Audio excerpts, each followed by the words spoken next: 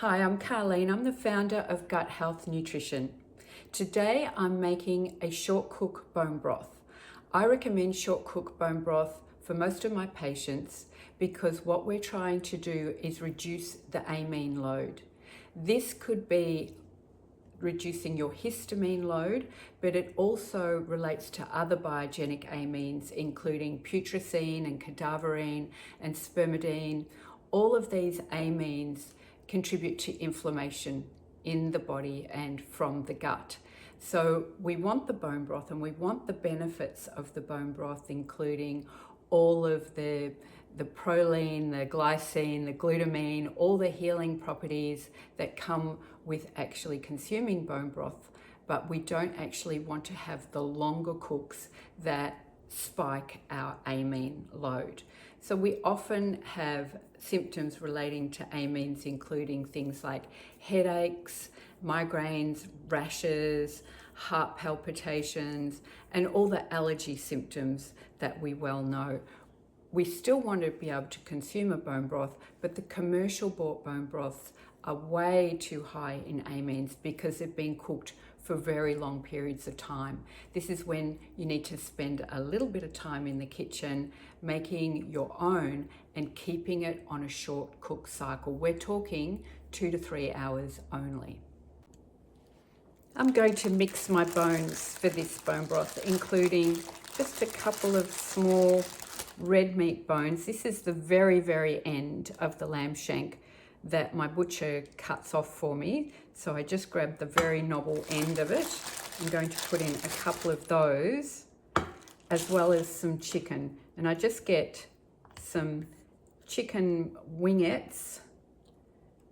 And they're usually being thrown out as a cheap cut. And I want to cut into those. So I'm getting some of the bone exposed. That was it.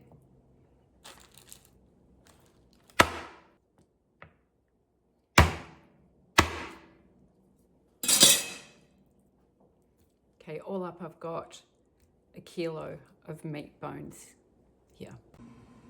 I'm not going to be stinting on flavour for this soup. I'm going to be adding in the ends of the onion that I've saved from making something else, and the ends of the carrot, some bits of celery. I would have used the end if I had that, just some sage, some parsley, and some thyme.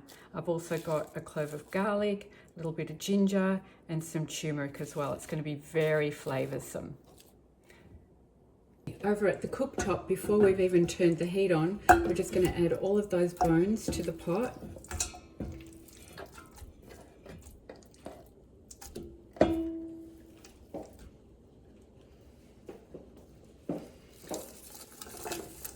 And all of the vegetables and offcuts and bits of herbs that we just discussed.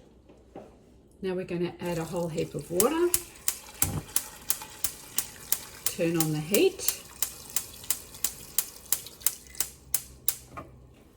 Okay, we've got a lovely big pot boiling away there.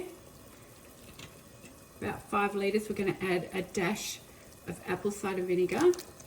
That's going to demineralise the bones. I always love to put in a couple of shiitake mushrooms full of beta glucans, and that's going to add more nutritional value to the broth, as well as a very small handful of dulse flakes, just a pinch.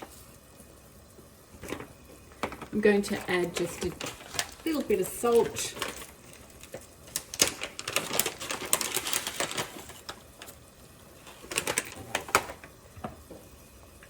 and some pepper.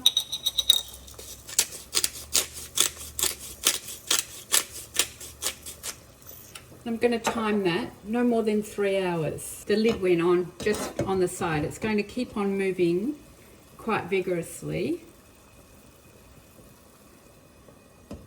but I don't want all the water to evaporate. My short cook low amine broth has been bubbling away at a rolling boil for 2 hours, and it is ready.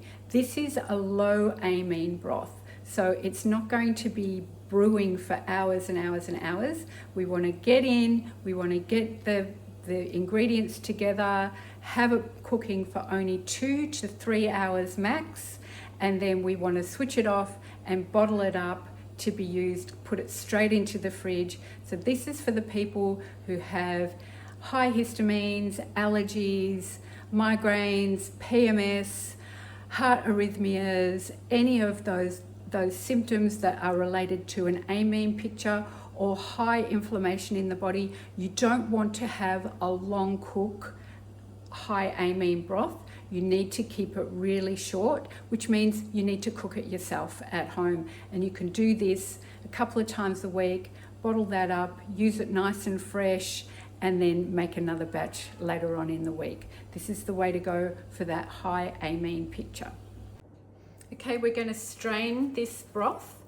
This is where I could use another set of hands, because we're going to strain this. I'm going to do this in the sink just in case there's any spillage.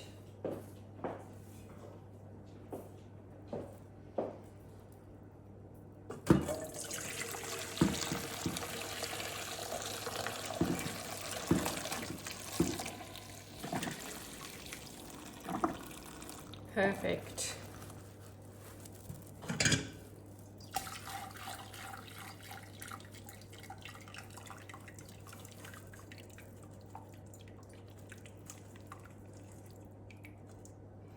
Okay, that, we're going to let that cool, but there is our broth.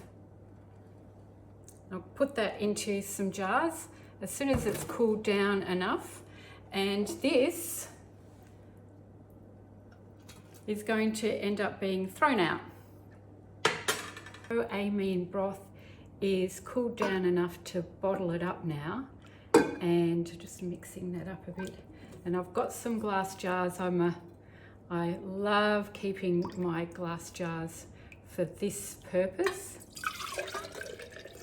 And I'm going to keep one of the jars in the fridge to use, but I'm going to keep the other 2 in the freezer. So if we're going to be freezing liquid, we need to leave enough room in the jar for the liquid to expand. So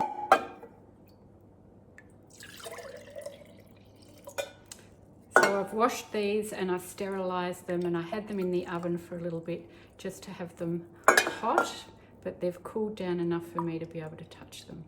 So this one will keep in the fridge to be able to be used, and these other 2 will go into the freezer, hopefully